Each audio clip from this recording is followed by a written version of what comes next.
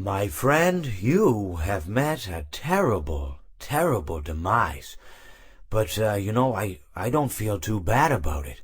After all, if it weren't from me, it would have just been from someone else. I guess what I'm trying to say is life goes on. Well, for everyone else, life goes on, not for you. You're dead. But that's neither here nor there.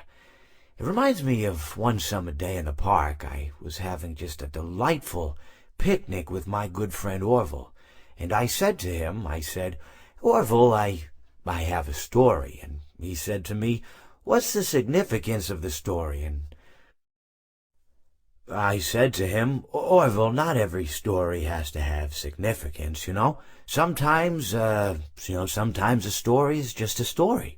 If you try to read into every little thing and find meaning in everything anyone says, you'll just drive yourself crazy. I had a friend do it once.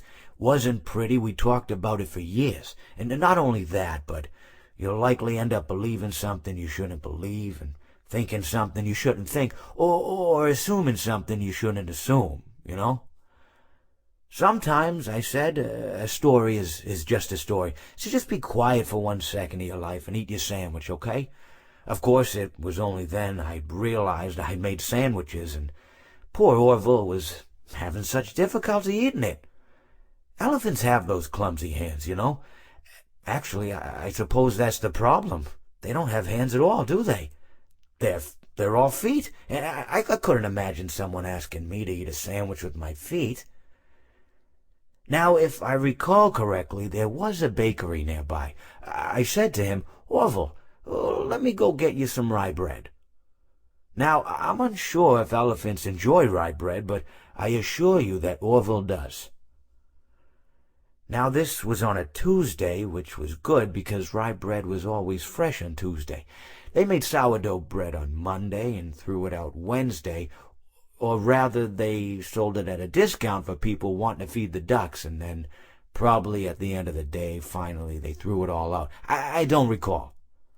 I do remember a man who would bring his son to the bakery every Wednesday and then go feed the ducks. He would buy all of the sourdough bread. Of course, you're not supposed to feed the ducks sourdough bread at all. It swells up in their stomach and then they all die. At least that's what I've heard.